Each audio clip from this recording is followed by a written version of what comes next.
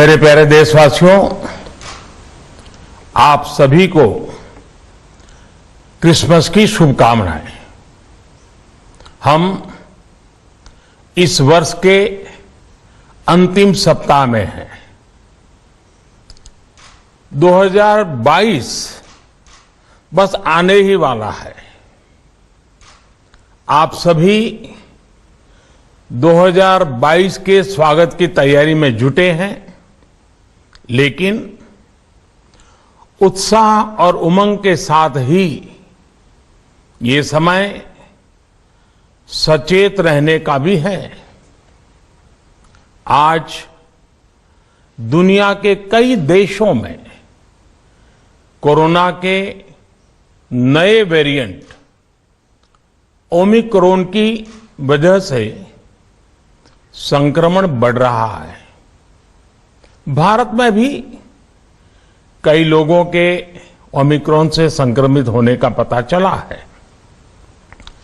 मैं आप सभी से आग्रह करूंगा कि पैनिक न करें। हां, सावधान रहें, सतर्क रहें, मास्क उसका भरपूर उपयोग करें और हाथों को थोड़ी थोड़ी देर पर धुलना, इन बातों को हमें भूलना नहीं है।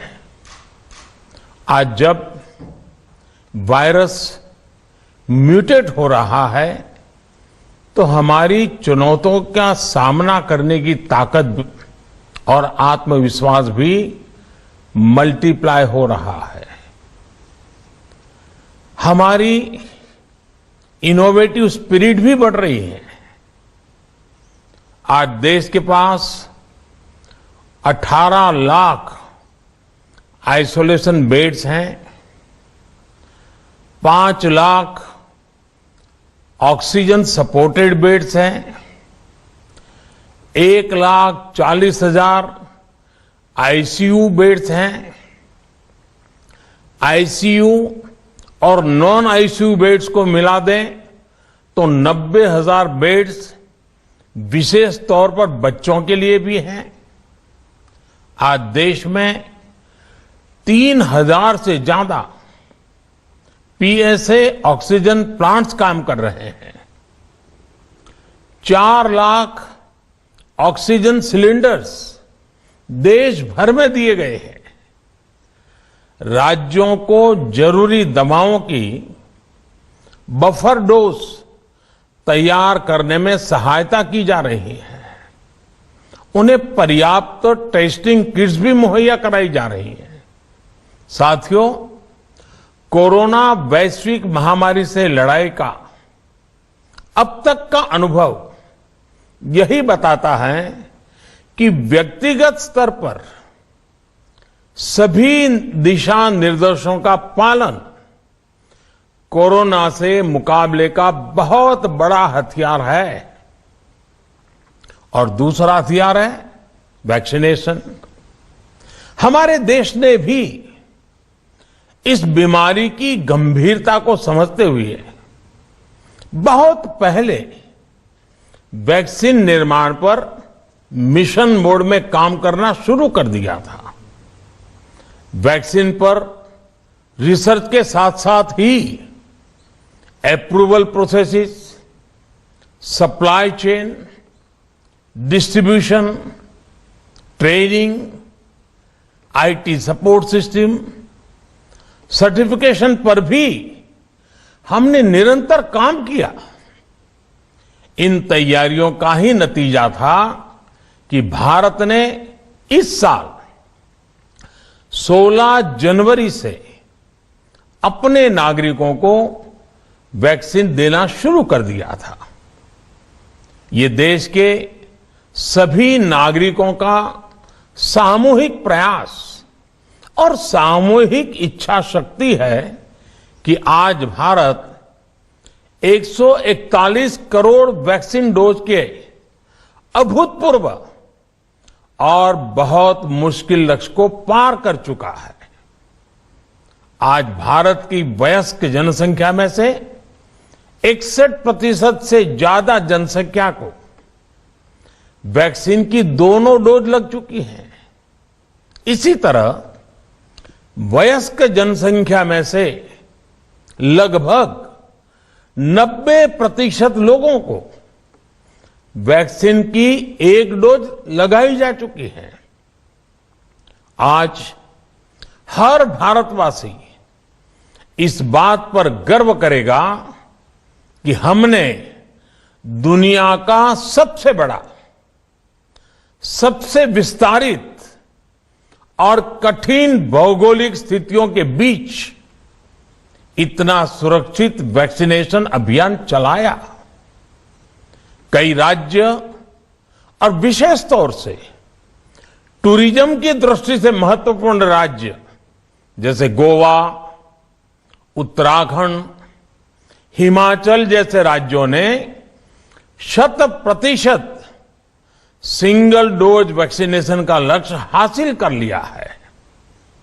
आज देश के दूर सुदूर गांवों में जब 100% वैक्सीनेशन की खबरें आती हैं तो मन को संतोष होता है। यह प्रमाण है हमारे हेल्थ सिस्टम की मजबूती का, हमारी टीम डिलीवरी का, हमारे हेल्थ केयर वर्कर्स के डेडिकेशन और कमिटमेंट का, और देश के सामान्य मानवी के अनुशासन और विज्ञान में उनके विश्वास का। हमारे देश में जल्दी ही नेजल वैक्सीन और दुनिया की पहली डीएनए वैक्सीन भी शुरू होगी। साथियों, कोरोना के खिलाफ भारत की लड़ाई शुरू से ही वैज्ञानिक सिद्धांतों, वैज्ञानिक परामर्श और वैज्ञानिक पद्धति पर आधारित रही है। पिछले 11 महीने से देश में वैक्सीनेशन अभियान चल रहा है। देशवासी इसके लाभ भी महसूस कर रहे हैं। उनकी रोजमर्रा की जिंदगी सामान्य हो रही है। आर्थिक गतिविधियां भी दुनिया के कई देशों की तुलना में उत्साहजनक रही हैं। लेकिन साथियों, हम सभी जानते हैं कि कोरोना अभी गया नहीं है। ऐसे में सतर्कता बहुत जरूरी है।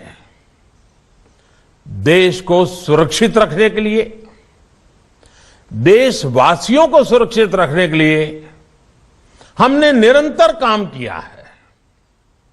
जब वैक्सीनेशन शुरू हुआ तो उसमें भी वैज्ञानिक सुझावों के आधार पर ही ये तय किया गया कि पहली डोज किसे देना शुरू किया जाए, पहली और दूसरी डोज में कितना अंतराल हो, स्वस्थ लोगों को कब वैक्सीन लगे, जिन्हें कोरोना हो चुका है उन्हें कब वैक्सीन लगे, और जो कोमॉर्बिडिटी से ग्रस्त हैं उन्हें कब वैक्सीन लगे। ऐसे निर्णय लगातार किए गए और ये परिस्थितियों को संभालने में काफी मददगार भी साबित हुए हैं। भारत ने अपनी स्थिति परिस्थिति के अनुसार भारत के वैज्ञानिकों के सुझाव पर ही अपने निर्णय लिए हैं। वर्तमान में ओमिक्रॉन की चर्चा जोरों पर चल रही है।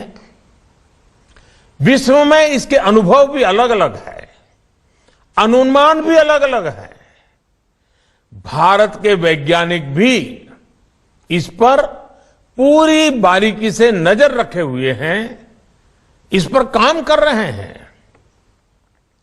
हमारे वैक्सीनेशन को आज जब 11 महीने पूरे हो चुके हैं तो सारी चीजों का वैज्ञानिकों ने जो अध्ययन किया है और विश्व भर के अनुभवों को देखते हुए आज कुछ निर्णय लिए गए हैं। आज अटल जी का जन्मदिन भी है, क्रिसमस का त्योहार भी है, तो मुझे लगा कि इस निर्णय को आप सबके साथ साझा करना चाहिए। साथियों, 15 साल से 18 साल की आयु के बीच के जो बच्चे हैं, अब उनके लिए देश में वैक्सीनेशन प्रारंभ होगा। 2022 में 3 जनवरी को सोमवार के दिन से इसकी शुरुआत की जाएगी।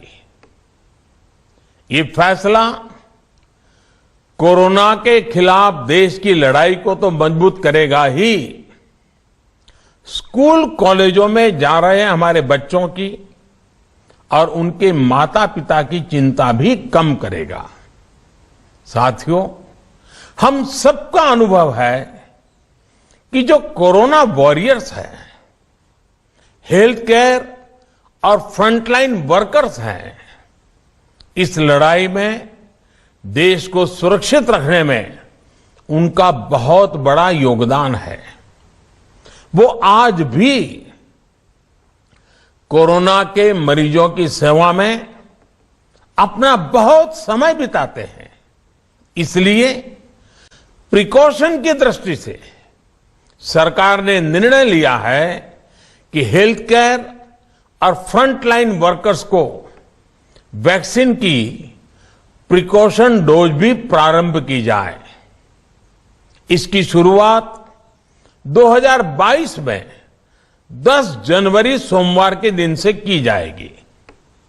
साथियों, कोरोना वैक्सीन का अब तक का ये भी अनुभव है कि जो अधिक आयु वाले हैं और पहले से ही किसी न किसी गंभीर बीमारी से पीड़ित है, उन्हें प्रिकॉशन लेना सलाह योग्य है।